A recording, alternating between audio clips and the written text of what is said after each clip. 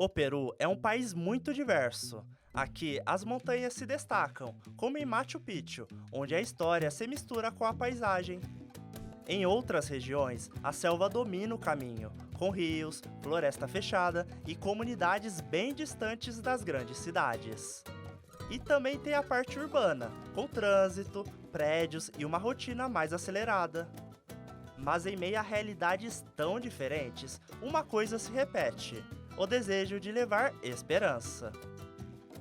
E nós viemos até o Peru para conhecer uma dessas histórias. Aqui em Lima, vamos te mostrar que existe uma galera que tem feito a diferença na comunidade. E agora eu sigo para encontrar esses jovens que deixaram as suas rotinas para dedicar um ano inteiro à missão aqui no Peru.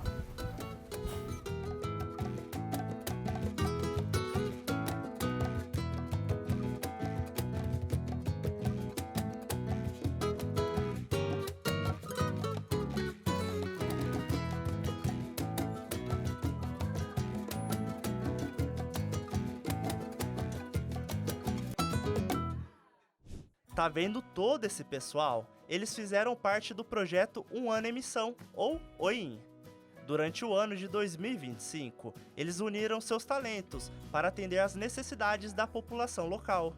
O interessante dessa galera de Lima é que eles vieram de vários lugares diferentes para levar esperança para a comunidade peruana. Quer ver? I'm from United States, from Marion Springs, Michigan. Sou de Feira de Santana, Bahia, Brasil. Eu sou de Jaguaquara, Bahia, Brasil. Soy de Delta Macuro, Tucupita, país Venezuela.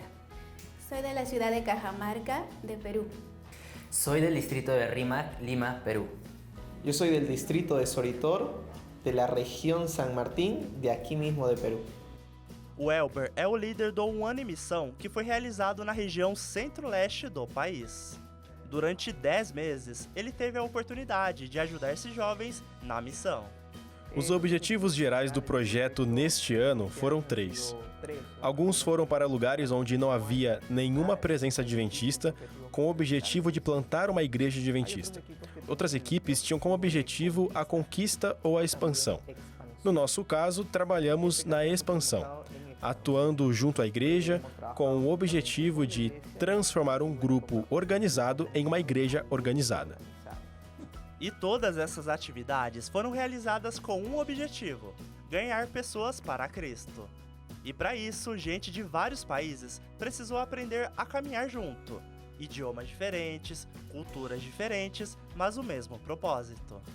No início, a convivência foi encarada quase como uma curiosidade, como um desejo de aprender mais sobre outras culturas, mas com o passar do tempo surgem os choques culturais, pela comida, pela bebida, pela forma como vem o mundo. A cosmovisão é muito diferente.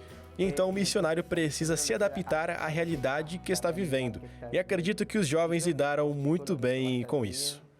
O Simeon veio dos Estados Unidos para viver essa experiência aqui no Peru. Mesmo com alguns desafios encontrados, ele conseguiu servir da melhor forma possível. Tem sido uma experiência incrível. O idioma realmente é um pouco diferente, mas consegui aprender praticando com outras pessoas e estudando. E assim conseguimos realizar alguns batismos, tivemos estudos bíblicos com várias pessoas, então foi um sucesso. E foi uma experiência muito boa e única. Aleluya, aleluya, puedo pisar las rocas y saltar las montañas, aleluya. Entre tantos voluntários de lugares diferentes, também tivemos brasileiros por aqui. E gente que saiu de casa, atravessou fronteiras e decidiu viver essa experiência longe do próprio país. Esse é o caso do João e a Vitória, jovens que vieram lá da Bahia para servir como voluntários no Peru. Por falar em português, a barreira do idioma também foi um desafio para eles. Bom, a missão me marcou principalmente nessa parte de conectar com as pessoas, conhecer novos amigos, ter boas experiências com eles. Ao mesmo tempo, estar desenvolvendo um novo idioma para se comunicar com eles, porque eles não falam o mesmo idioma que eu falo. Você vem de um país falando português e tem que aprender o espanhol, até um pouquinho de inglês também. Quando eu cheguei aqui, eu cheguei com um amigo, com o Julivan, e a gente parecia celebridades. Todo o tempo tiravam foto e pediam pra gente falar as palavras. E foi o primeiro contato, né? E a gente falava as palavras em português e eles em espanhol. E tipo, como assim? Essa é a tradução. Mas mesmo com esse e outros desafios, a experiência foi bastante positiva para os dois. Foi muito bom a experiência da chegada, quando a gente chegou aqui, nos receberam muito bem, muito bom. E foi os impactos da comida diferente, tipo, comer arroz no café da manhã foi bem diferente, mas foi muito bom. Então, é uma experiência e ao mesmo tempo você está experimentando, né, esses bons momentos com seus novos amigos, é algo que marca bastante. E para quem é do próprio Peru, essa troca também tem sido especial. Conviver com pessoas de outros países, culturas e idiomas diferentes tem fortalecido a fé e ampliado a visão de missão dos voluntários locais. Foi uma experiência muito linda. Agradeço a Deus por essa oportunidade, porque conviver em um grupo de missionários com culturas diferentes foi algo muito especial, inesquecível. Sei que o Senhor talvez esteja preparando futuras oportunidades, não sei quais ainda, mas sou muito grata por poder conviver com missionários do Brasil, dos Estados Unidos, da Venezuela e também por compartilhar as culturas da costa, da serra e da selva peruana. No fim das contas, o voluntariado é isso: pessoas diferentes unidas por um mesmo propósito. Histórias que se cruzam, culturas que se encontram e vidas que são transformadas. Mais do que um ano de serviço, essa experiência prepara esses jovens para uma missão que vai muito além daqui. O chamado não é apenas para um ano, o chamado é para a vida toda.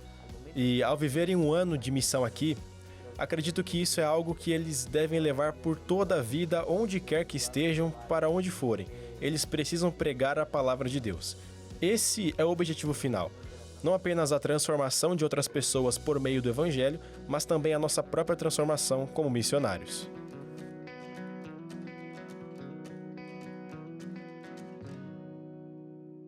Os grandes centros urbanos do nosso planeta são um dos principais desafios missionários do século XXI. A explosão populacional urbana é um fenômeno que atinge todos os continentes. Desde 2009, mais de 50% da população mundial vive nas cidades ao redor do planeta. E em menos de 3 anos, em 2025, esse índice passará de 60%. Diferenças culturais, desigualdade social, poluição, criminalidade, falta de moradia, alimentação inadequada, as dificuldades são muitas. Mas como podemos cumprir a missão de fazer discípulos dentro da realidade urbana dos nossos dias? Há um exemplo bíblico que nos traz profundas lições sobre como podemos cumprir a missão bem aonde nós estamos. Em um dos mais impressionantes textos missionários do Novo Testamento, nós encontramos a experiência de Paulo diante de uma situação inusitada. Ele estava ali aguardando 2 dos seus amigos, Silas e Timóteo, na grande cidade grega de Atenas. Esse relato está no livro de Atos, no capítulo 17, a partir do verso 16. Veja só o que aconteceu. Enquanto Paulo os esperava em Atenas, o seu espírito se comovia em si mesmo, vendo a cidade tão entregue à idolatria. O texto é claro em nos dizer que aquela situação, a idolatria de Atenas, levou Paulo a sentir-se incomodado com tudo que ele via ali ao seu redor. Em realidade, Paulo ficou enfurecido, indignado com aquela triste situação. Mas na sequência, nós encontramos algo da intencionalidade de Paulo em buscar ali meios de alcançar o coração das pessoas ali ao seu redor. Acompanhe comigo a continuação da leitura. Por isso, discutia Paulo na sinagoga com os judeus e com os gregos tementes a Deus, bem como na praça principal, todos os dias, com aqueles que por ali se encontravam. Você percebe? Paulo ele se aproveitou de 2 circunstâncias diferentes com um intuito, o intuito de construir pontes de comunicação com as pessoas. Em primeiro lugar, como ele era judeu, ele ia à sinagoga ali e ele conversava com as pessoas que eram tementes a Deus, mas que ainda não conheciam quem era Jesus. Já, por um outro caminho, Paulo também ia a lugares públicos, e nesse caso a praça principal de Atenas. também com o propósito de travar relacionamentos significativos com pessoas seculares que também precisavam conhecer o amor de Deus. Incansavelmente, Paulo ele buscava meios de comunicar o amor de Deus em todo lugar, buscando ali oportunidades que pudessem aparecer diante de si. Pouco tempo depois, em virtude ali das inquietudes que brotavam no coração de muitas pessoas, alguns dos líderes de Atenas o convidaram e levaram Paulo ao Areópago, um tipo de centro de convenções da época, com a intenção de interrogá-lo. Para alguém que buscava oportunidades a cada momento, nada poderia ser melhor do que aquilo. Agora, centenas, se não milhares de pessoas poderiam ouvir algo especial. Aquela oportunidade não poderia passar. Então Paulo levantou-se da reunião do Areópago e disse: Atenienses, vejo que em todos os aspectos vocês são muito religiosos, pois andando pela cidade, observei cuidadosamente seus objetos de culto e encontrei até um altar com esta inscrição: ao Deus desconhecido. Ora, o que vocês adoram, apesar de não conhecerem, eu lhes anuncio. Ao andar ali pela cidade, Paulo ele observou cuidadosamente cada detalhe de tudo aquilo que se colocava no seu caminho. E entre tantas outras coisas, ele viu um templo com uma intrigante inscrição: ao Deus desconhecido. Aquela era a oportunidade de ouro para ele. Paulo, uma vez mais, ele se aproveitou de uma situação circunstancial para construir uma ponte de comunicação com as pessoas dos seus dias. É sobre esse Deus desconhecido a vocês que hoje me faz estar aqui. Talvez hoje ainda não o conheço, mas eu sei quem Ele é. E se vocês me permitem, quero compartilhar um pouquinho sobre tudo o que Ele fez e o que Ele representa na minha vida. Mas afinal, o que nós podemos aprender dessa experiência? Em primeiro lugar, nós temos que ser intencionais em nossa busca por pontes de comunicação.